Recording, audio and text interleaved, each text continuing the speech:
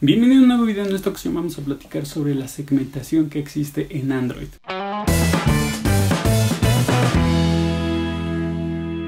Si eres un desarrollador en Android, seguramente sabes qué significa la segmentación. La segmentación es aquello que permite a Android tener muchísimas versiones soportadas en el mercado y soportadas por Google, pero a la vez significa que muchos fabricantes pueden ponerle la versión que ellos consideran a sus dispositivos. Esto es bueno y malo. Es bueno pues porque pueden crear los fabricantes dispositivos de gama media o baja, pero con una cierta versión de Android que corra de forma óptima.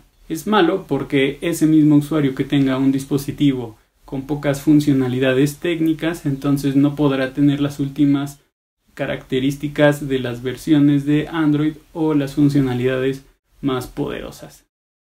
Vamos a revisar un poco en el video el contexto de cómo está la segmentación de versiones en Android, también revisando el tema de la resolución de las pantallas para darles algunos consejos de cómo podemos manejar este tema.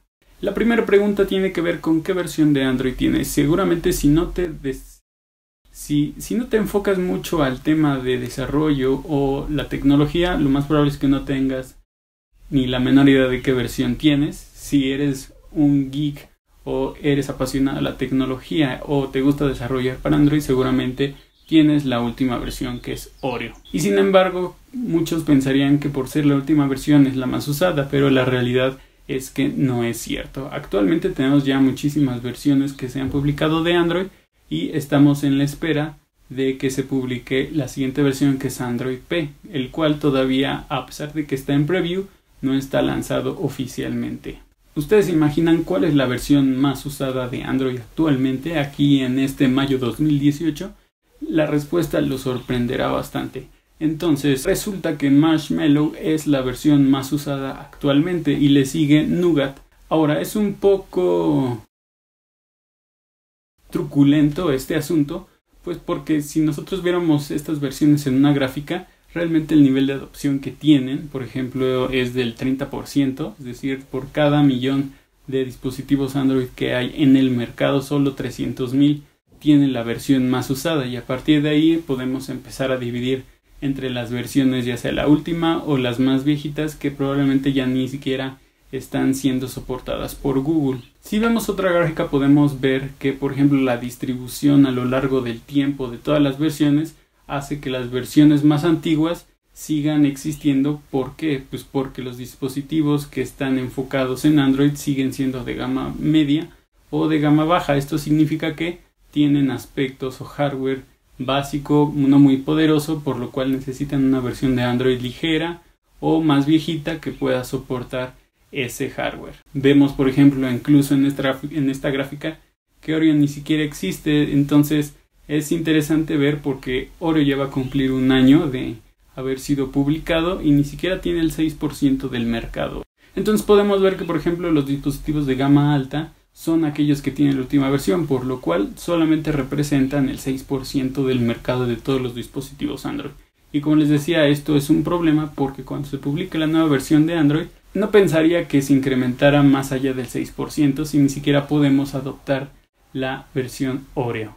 El tema de las pantallas es también otro problema, porque si tú eres programador verás que en esta gráfica están algunos de los tamaños de las pantallas que puedes encontrar en el mercado, ya sea de tablet o de phablets o de smartphones. Entonces, a diferencia de Apple, que tiene una cierta medida estándar o pocos modelos con diferentes tamaños, en Android podemos encontrar una variedad pues muy extrema, muy poderosa de tamaños de pantalla. Entonces es un problema porque tú como programador tienes que diseñar interfaces y adaptarlas dependiendo del tamaño de la pantalla. Entonces, si llegamos a este punto, podremos preguntarnos qué podemos hacer para resolver estos dos problemas, que es la segmentación en versiones y la variedad en tamaños de pantalla.